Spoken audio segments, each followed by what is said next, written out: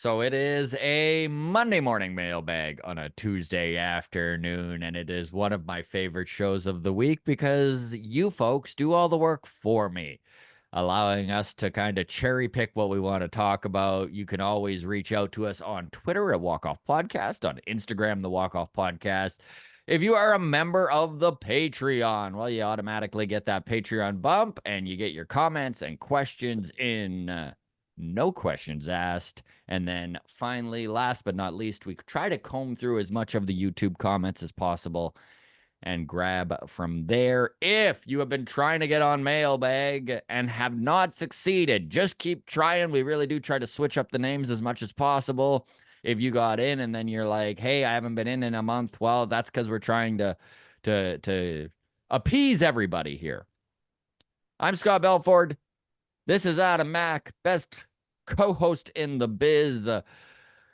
One last little plug here before we get into it. Baseball Town. That is the live Toronto Blue Jays comedy / baseball talk show we run every single month. It is at the Comedy Bar here in Toronto, Thursday, September 12th.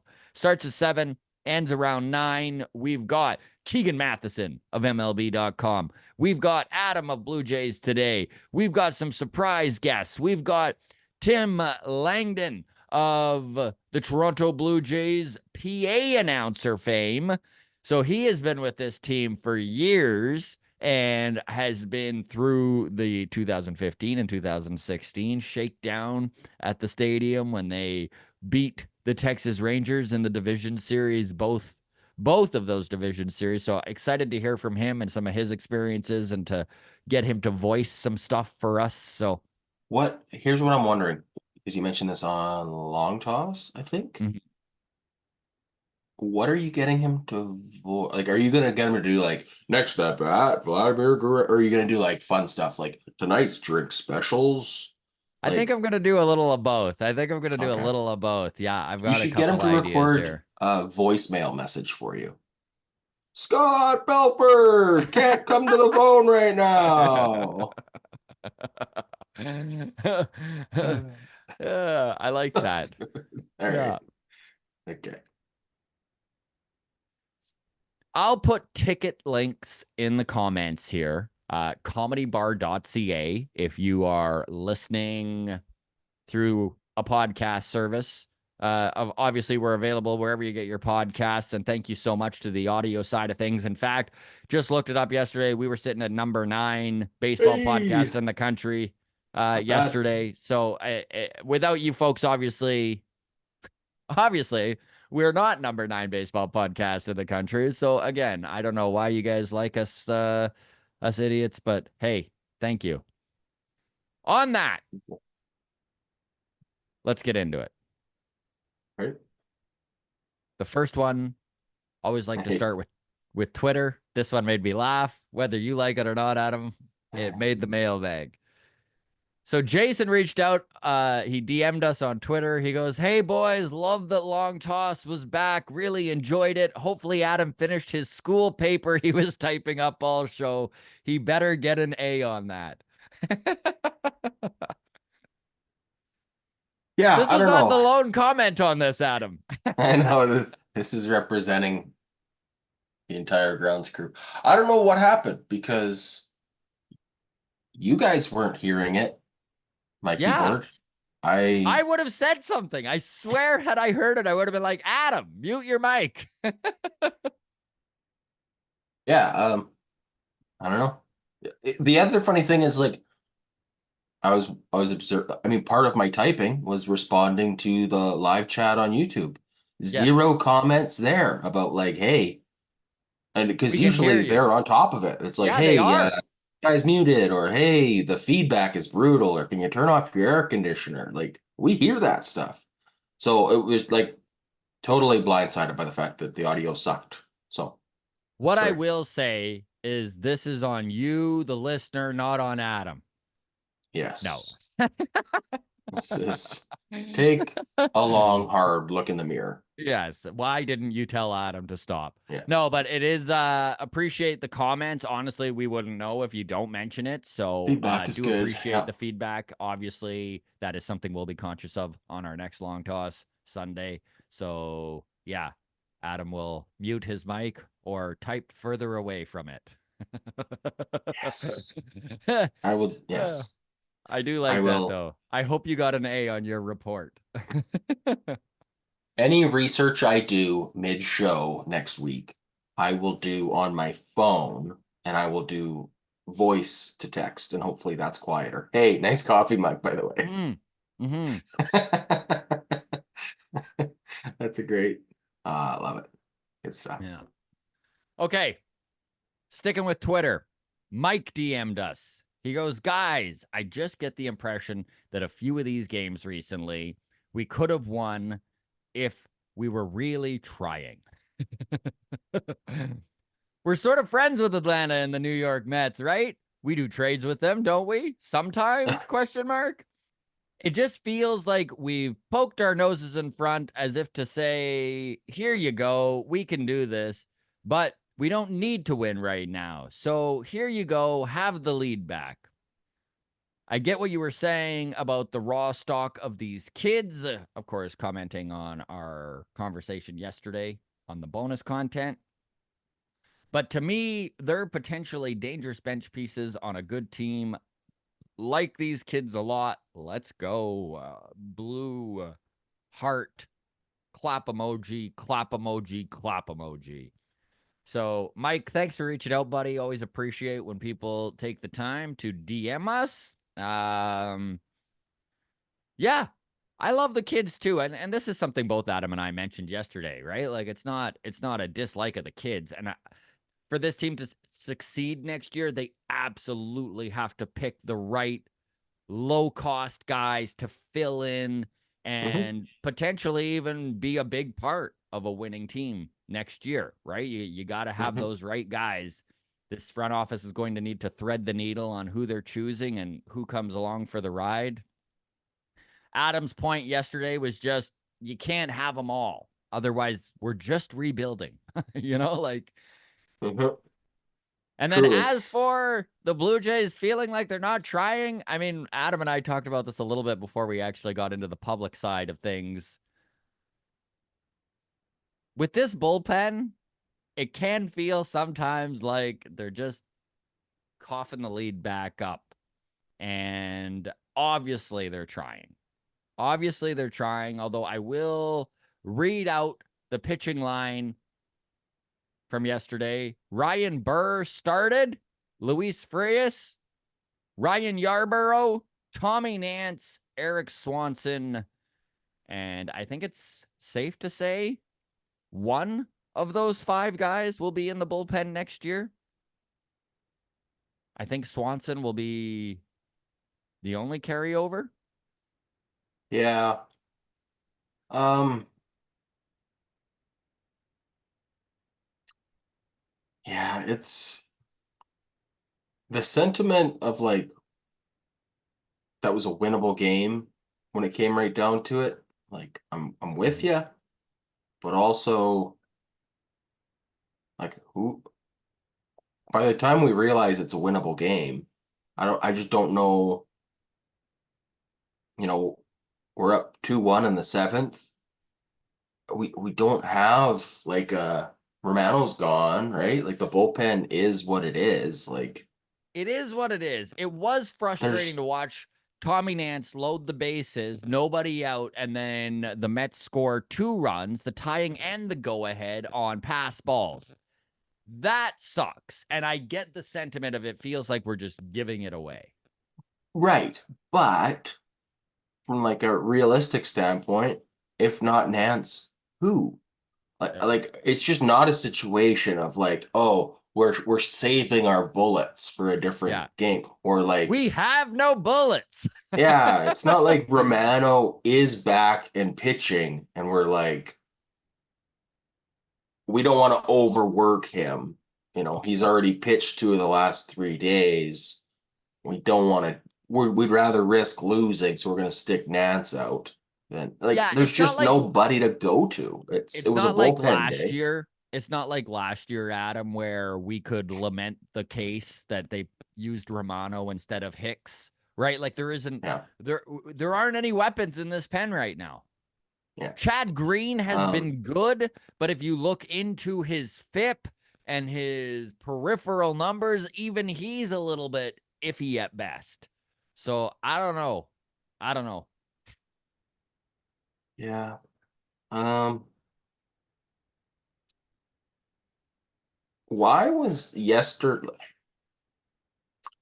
Sunday's game against Atlanta? That was the Ariel Rodriguez start. That Yes. was also a bullpen day. Went to 11, so was more of a bullpen day than it should have been.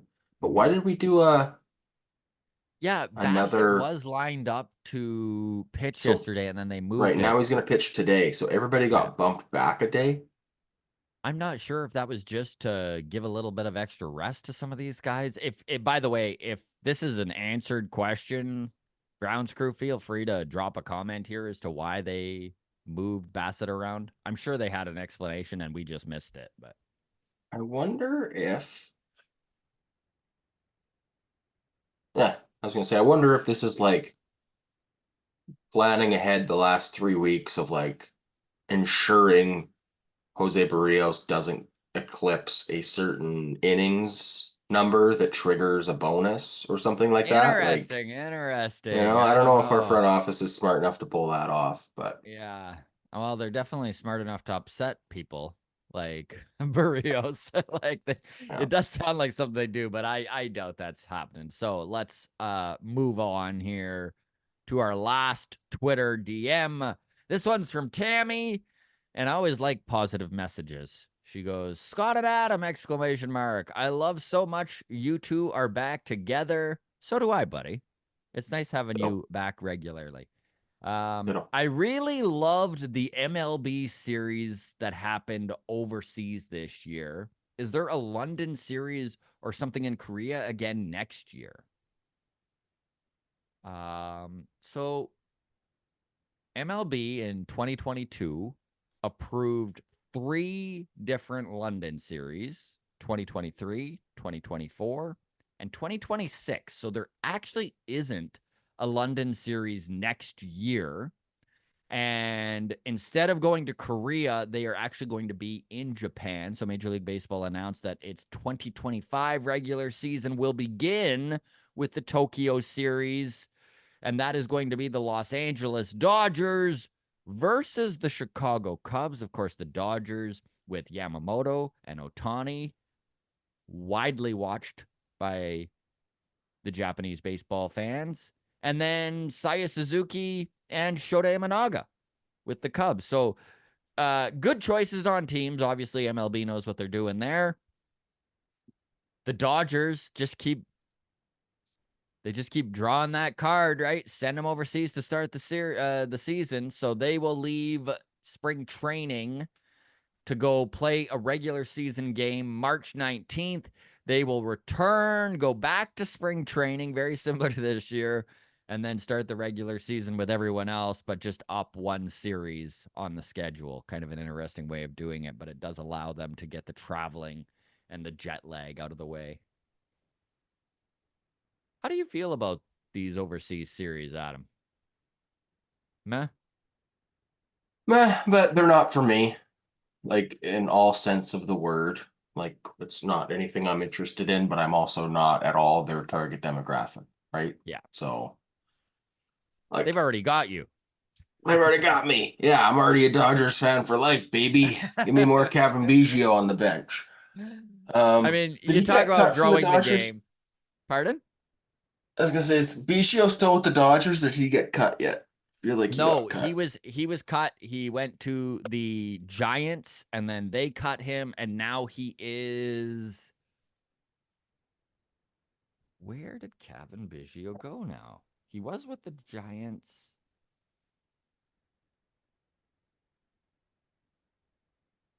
Braves Atlanta. acquire Biggio Yeah. from the Giants, so there He you went to go. the Braves. He keeps going playoff team to playoff team. I wonder if he'll wind up sticking somewhere. Well, it's that positional versatility plus Hall of Fame name cachet. Mm, It's what we fell for 5 years, right? Was like, yeah. that is an easy sell. Like that is an easy thing to trick someone into buying into. It's like, Hmm. oh yeah, this guy can kind of play anywhere, and look who his dad was. And if Whit Merrifield gets injured, perfect. Slide Biggio right in there. The Braves just need to go pick up Espinal. But yeah, Exactly. Speaking, overseas ball. Oh, good. no. Finish your thought, if because Just I was just gonna move on from that subject. no, So just overseas ball. Is just. I used to look at it as like, oh, they want to put an expansion team somewhere, and that is a waste of time because that's,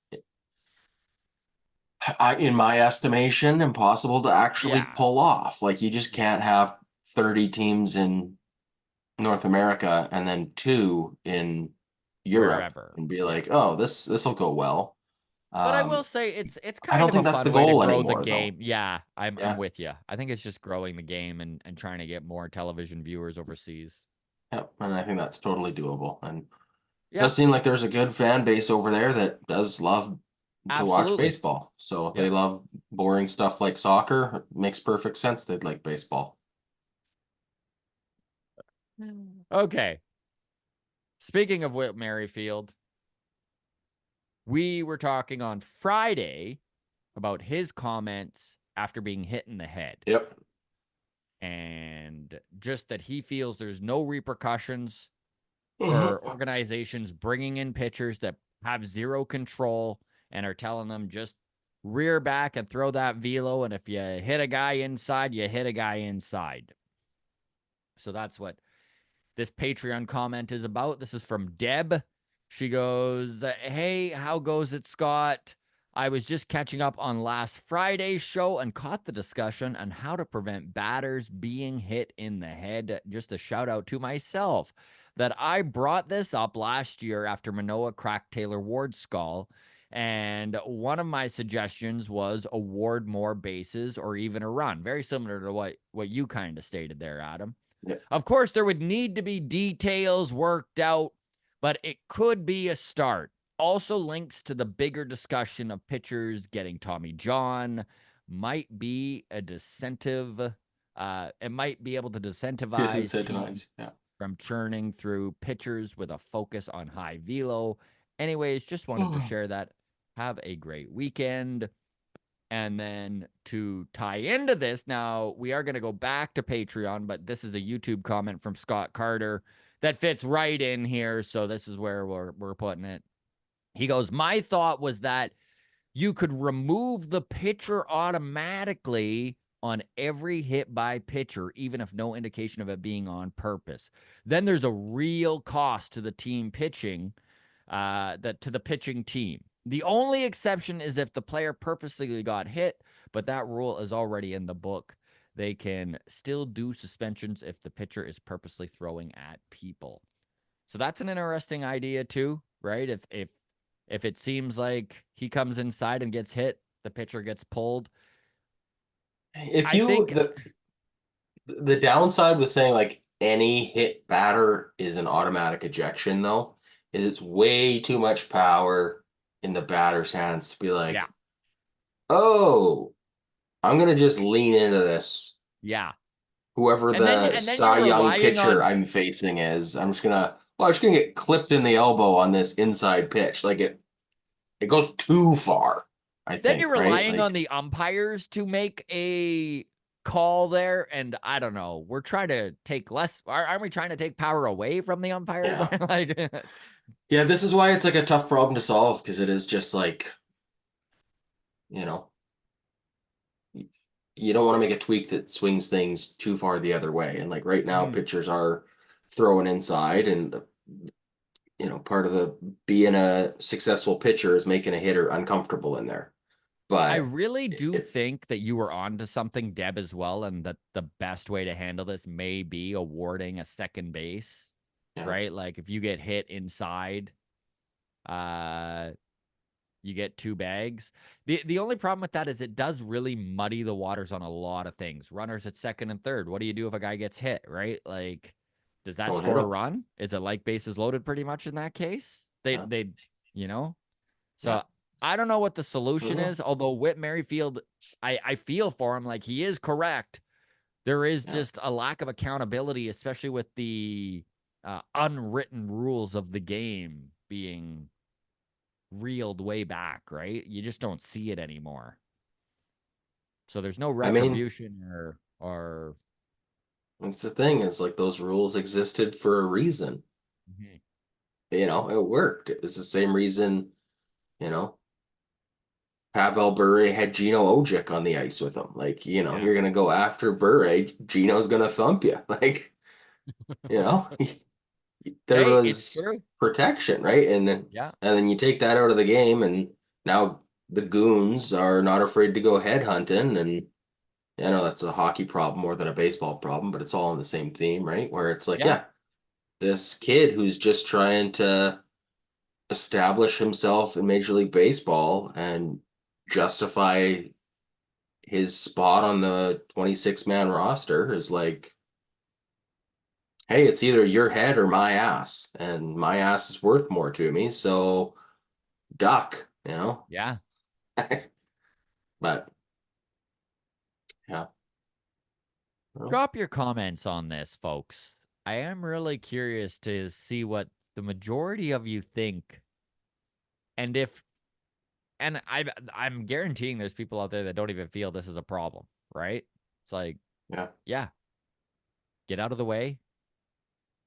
It's Here's why it's a a problem though. Here's why it's a problem though. Like the NFL had a problem with like dirty hits on quarterbacks, right? Like through the early 2000s, a lot of really violent hits in the NFL, and they've gone a long way to like towards protecting players. And a lot of fans are like, "Oh, this is like flag football now and whatever." But it's like if you don't do that, like there's just you got to protect your superstars because those are the yeah, ones that people pay tickets to see, right? Like it's the same. We were talking before the show about how there's not enough high-end closers for every team yeah, in baseball to have one.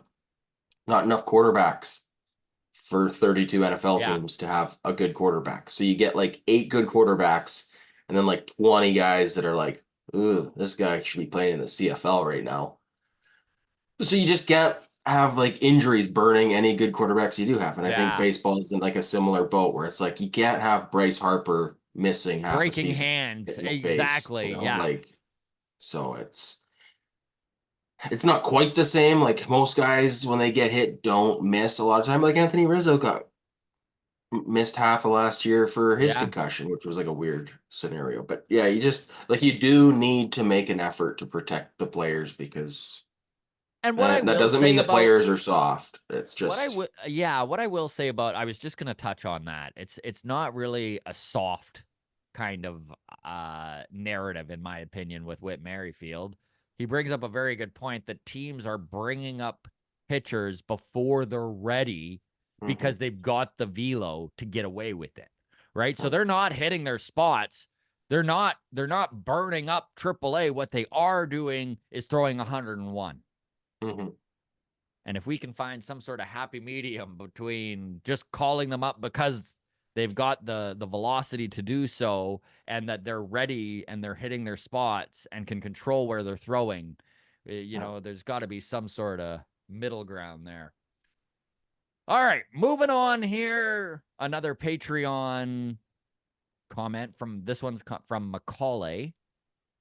And he's chiming in about our talk we were having about this front office. And he goes, mhm, my nightmare is Shapiro and Atkins' hands are actually tied at the end of this year because Rogers canceled their credit cards. So they can't sign Vlad. They can't sign Bo. They lose them both to free agency after not making the playoffs because the management are hoping they make the playoffs and keep their jobs. So, a few things here. mhm. First of all, if you start your comment with "my nightmare," you're Yes. gonna get on mailbag. That's just a life Yeah. hack for Yeah, everybody. as soon as you're like, "Hey guys, imagine this worst case scenario." It Hey, does pique our interest. Clickbait works both ways. I'll just say that. Yeah, that's right. That's right. Well done on clickbaiting us into this. Exactly. Right. I will say that from everything that Shapiro has stated, it does look like this budget that the team has is going to stay very close to what it is right now. They Mhm. might even push it a little bit, being that Mark Shapiro's job is in question if they don't at least hit that third wild card spot next year. There's also been talk from Bob Nightingale. Again, depends on how much you want to take from old Boob Mhm. Nightingale. He has said that there are whisperings that Ross Atkins' job is not safe as general manager. However, it is safe as a Blue Jay, and they may do the old Edmonton Oilers Kevin Lowe reshuffle and promote him up and out of the general manager position. Promote him out of there. Don't Oh fire man. him. Promote Ross right out of that general manager spot, which is also a really, in my opinion, dangerous game to play here in this collaboration that is the Toronto Blue Jays front office. Now you're just, you know, changing up deck chairs on the Titanic kind of idea, in my opinion. I don't like the idea of just we're keeping things together, we're changing a few little things, we're tweaking. Yeah, it's I don't know. This I'm I'm just in a wait and see approach. Like I don't even I really want know to comment on whatever. Like we're 3 weeks away from from knowing finding out. Yeah. because he's either fired like the day the season ends or within a day, Mm-hmm. or he's in for the long Or haul. he's in for the long haul. Like if he's here on October 10th, a month from Yeah. now, He's the he's general here on manager. April 10th. I'll tell you that. So we're very close to finding out. I don't know. I don't think he's going anywhere personally, but I don't either. time will tell. I think it's going to be a 2015 Alex Anthopoulos Mhm. season for Ross Atkins. You know, I think I he's going to don't go hog think wild and spend and trade, and there's going to be some uncomfortable trades and some swings and some misses and some big swings that hit. yeah. But I don't know. I think big shakeup. I think it has to be. I just don't know how he can stay the course. Yeah. Like I don't know how he's not in full panic mode. He should have been fired last off season. You know, I do know. I'm just saying you're going out on going out with a girl, and then she breaks up with you after a couple dates. She's like, "Hey, you're not really my thing. Like, I found someone else," and then you like somehow manage to convince her, "Hey, let's just go on one more date, see what happens." And then she says yes, miraculously. You can't just take her to Tim Hortons. Yeah. That's your Not last again. shot. You have to go to like a trampoline park or boating or something, not to a Jays game. So yeah, Ross Atkins is just I don't know. I hope he doesn't take us to Tim Hortons next year. That's all I'm gonna say. There, I got my food analogy in for the day. Sticking with Patreon.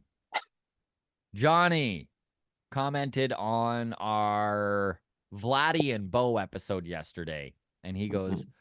a way too healthy portion of this fan base shits on Bo for being too serious and quiet, and shits on Vladdy for having too much fun and not being Miguel Cabrera in his prime every single game. Yeah, yeah. So many just love to shit on our stars because, well, they're spoiled little brats who just want the monkeys to dance. Dance, monkey, dance.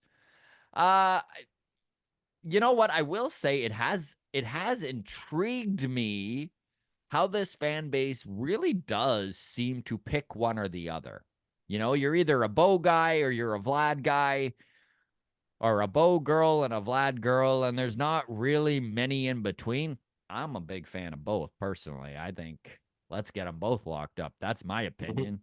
mhm. I'm well aware you can't bury yourself for a decade with mega deals that are too high. You are going to need a supporting cast around these two. and there's obviously a limit on the money you can spend. So I don't know if this front office can thread that needle in that having enough money for everyone else and locking up Bo and Vlad. I do worry both of them aren't gonna get locked up, but Yeah, it's I don't really know what to address in this comment. Like, I agree that it is hilarious when the fan base is angry at both directions. Bo doesn't have enough fun. Vlad has too much fun. Like, yeah. okay, I don't know. I don't It's know. just It's griping for weird. the sake of griping.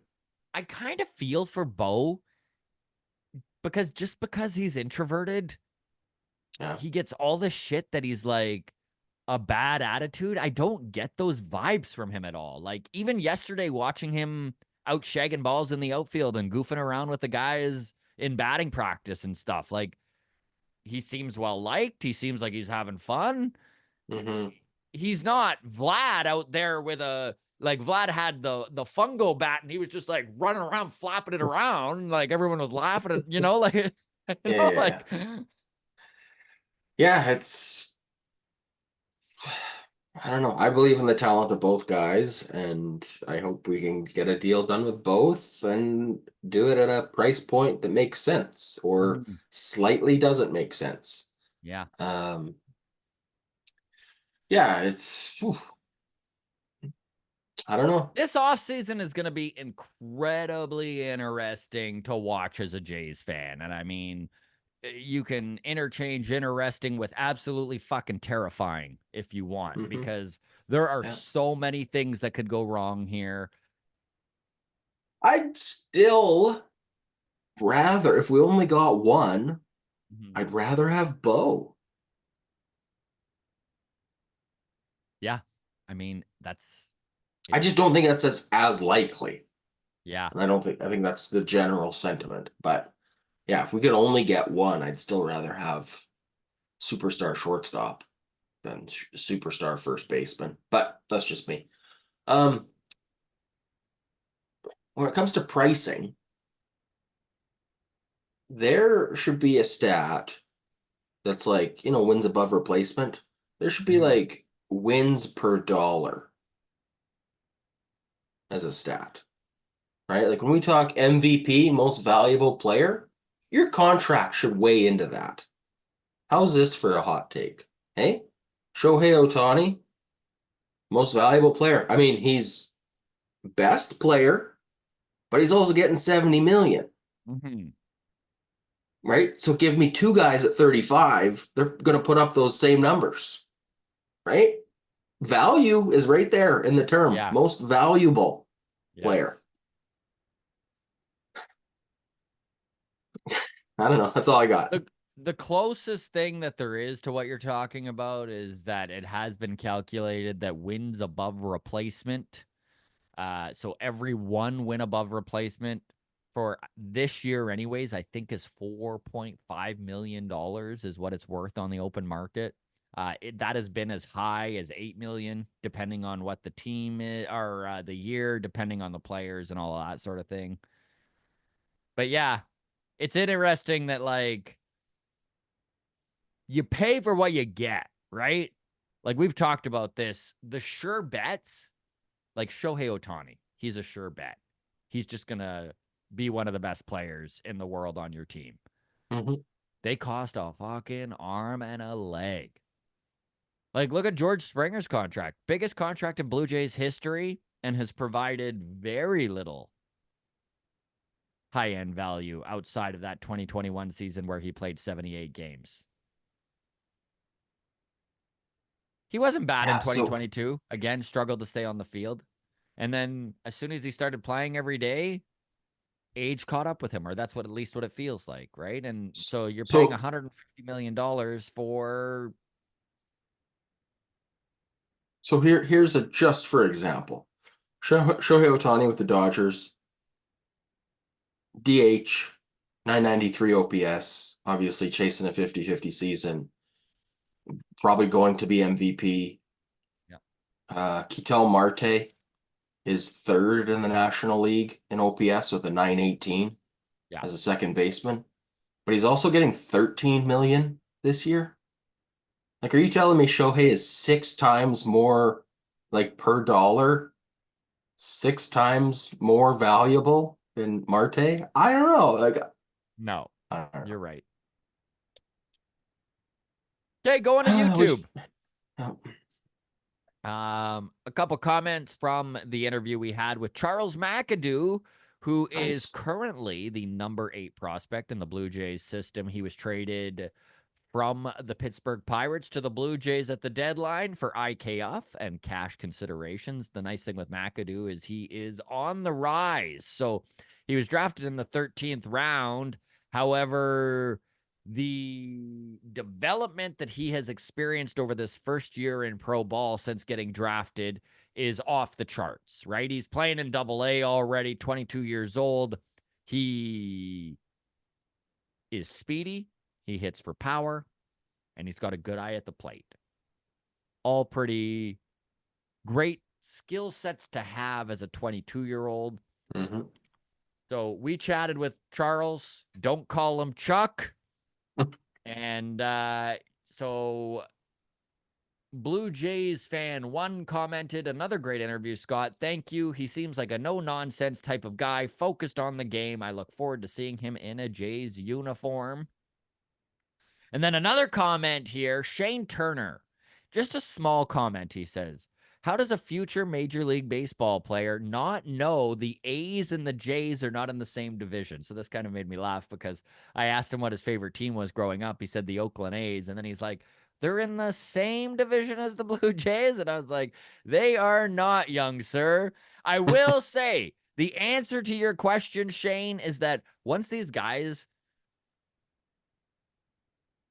become professional baseball players, or even before that, on the road to professional baseball, they don't have the time to watch ball and be fans. For the most part, they're just entrenched in it. So I think a lot of it just has to do with they don't really care. They're kind of on their own path and going their own way. It did make me laugh when he asked if the Oakland Athletics on the West Coast is also in the same divisions that are called East, West, and Central, but whatever.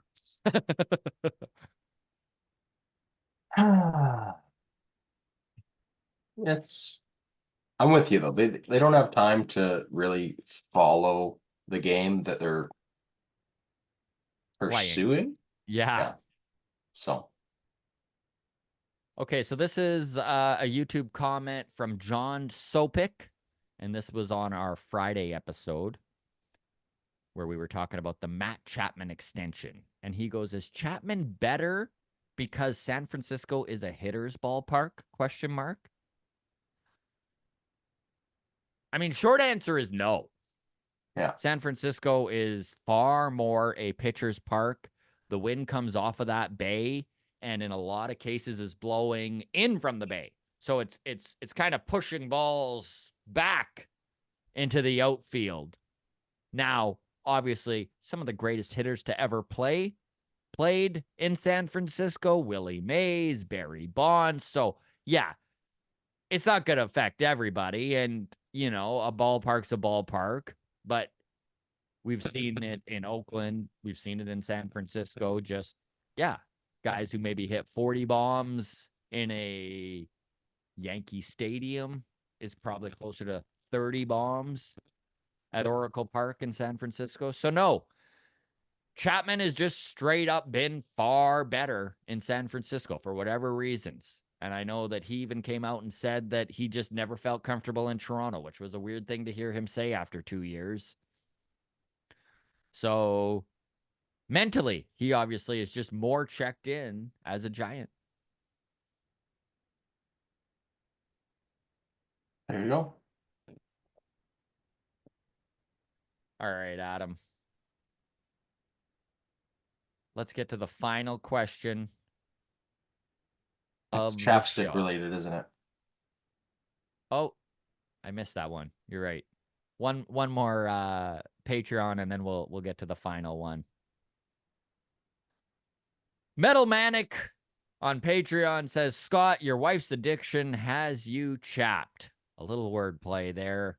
I don't know if everyone heard or not, but I did start an episode ranting about my wife's addiction to chapstick, in which she pretty much is just like how old men carry around change in their pockets and drop it in the couches. Our couch is just her and half empty of things of lip chap. She's applying it every 15 minutes. It is she's a 2-pack a day smoker, but for chapstick, right? It's just it's the world we live in. I will say I asked my wife after that episode if she was a chapstick fiend, and I just wasn't paying attention enough. And I said, because Scott's wife apparently has chapstick everywhere. And my wife's response was, no, I'm not a chapstick fiend. Like, I have one in like the bathroom and one in the car, and then one next to my bed, and then I have one at work, but that's it. Literally, and she genuinely thought those 4 locations disqualified her from being a fiend. And then last night, she texted me an additional detail just out of the blue, 6:21 p.m. You could tell Scott that I'm not a real chapstick fiend because I haven't bought my own chapstick in a long time. I just get gifted them from work, and then I end up putting it in a spot where I didn't have one before.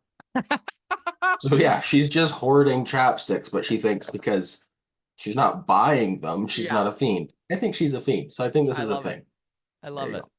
If you were to replace chapstick with booze, that's just a very problematic thing, right? I'm not an Yeah. alcoholic. I just have booze at home and at work by my bed in the One in car. the car. I have a Mickey in the glove box. No big deal. Yeah. All right, Not hurting anybody. now to All right. wrap up mailbag here. This one comes from longtime listener Chucharu. He was commenting on our Bo Bichette, Vladimir Guerrero Jr. episode, the bonus content from yesterday. He goes, all I will suggest is, what have we done with 6 years of them? Nothing. So are we suggesting it's all the surrounding cast's fault? Or is it more likely this duo isn't it? I'm not sure you can spend 55 mil a year on a duo that hasn't done it when it matters. Maybe the change should happen. Not both for sure. I think extending one is all you can do. And really, are Bo and Vlad ready to wait 3, 4, 5 years before the talent is there and Rogers goes and gets another pitching rotation? This all feels like Bo trying to look better, play the media game, and maybe position himself as a team player for a trade. Or, like Adam said, he has just realized he isn't getting Witt Jr. money, and his best bet is Toronto. I'm not buying into it.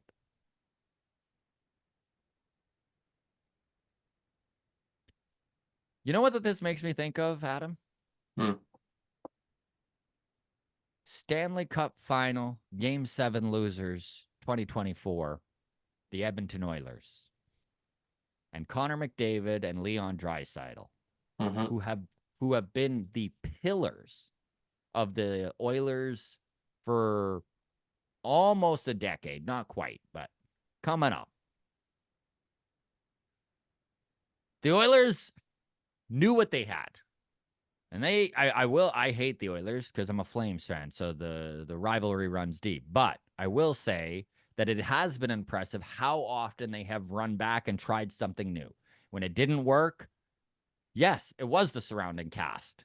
It was the coaching. It was whatever. And they kept trying until these two, and everyone's going to say, like, it's how do you argue Connor McDavid isn't the greatest hockey player in the world right now? Mm-hmm. You're being delusional if you do. Mm-hmm.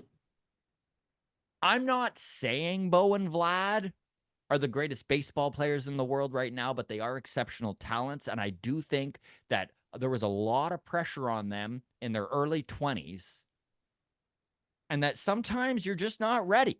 I really believe when it comes to these two, it is far more an age thing than it is just their pedigree and their talent, and that they just didn't have it. And I could be wrong. I've been wrong Mm-hmm. before.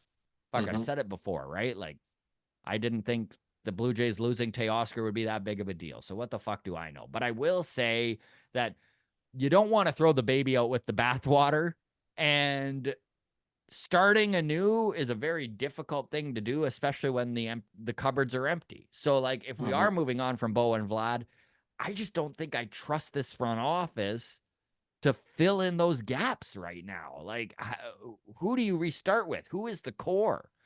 Are you stripping down to nothing and going through 6 to 8 years of Baltimore turmoil after the 2016 series? Yeah. I don't know, man. I believe in these kids, and that could be proven wrong Yeah. down the road that was a silly idea. But I really do I think Bo and Vlad are the guys. Go ahead, Adam. Sorry.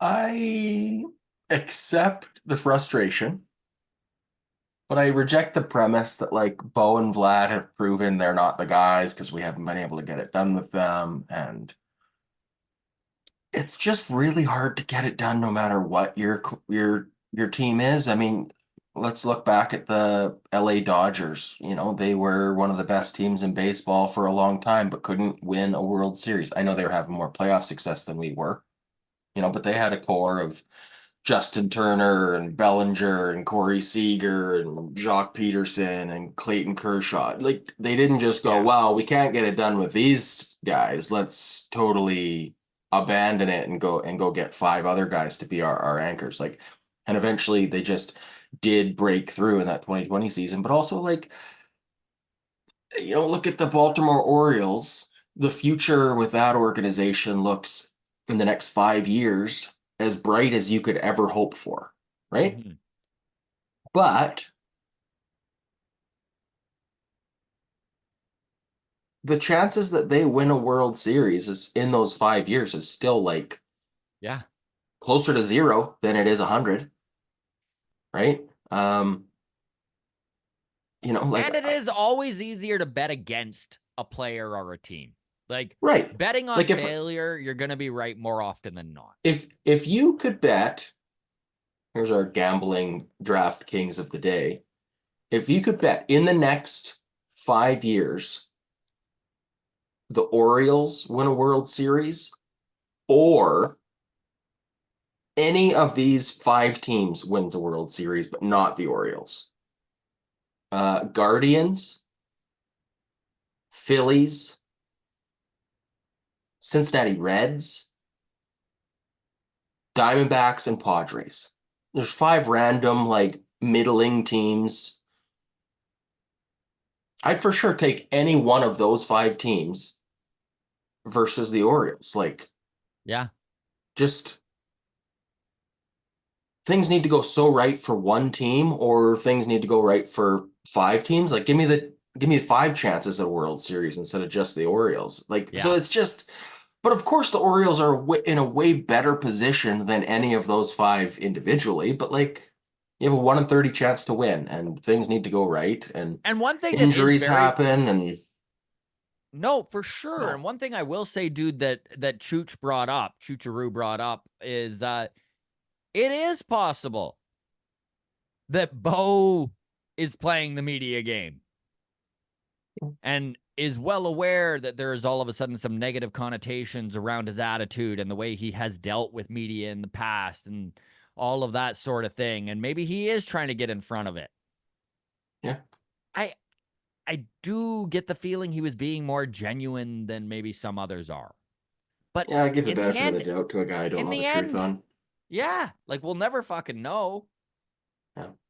It's all speculation. Yeah, but yeah, I don't buy into the like, well, we shouldn't invest in Bo and Vlad because over the last 5 years they've done nothing for us. So over the next five, they also probably won't do anything for us. Like, I don't know. Drop your comments, folks. Would love to hear from you. The grounds crew, what do you think? Bo and Vlad, what are your thoughts? Have the last 5 years proven they don't have it? Do you want to see both of them signed on long term? Do you want one? Which one? Let us know. Always appreciate all the interaction throughout the week. Without you folks, again, we wouldn't be a top 10 baseball podcast in the country. And we appreciate all of your views and listenership. If you're on YouTube, we're pushing for 5,000 subscribers. Hit that subscribe button to the channel. If you're on audio, thank you so much for listening. We really do appreciate it.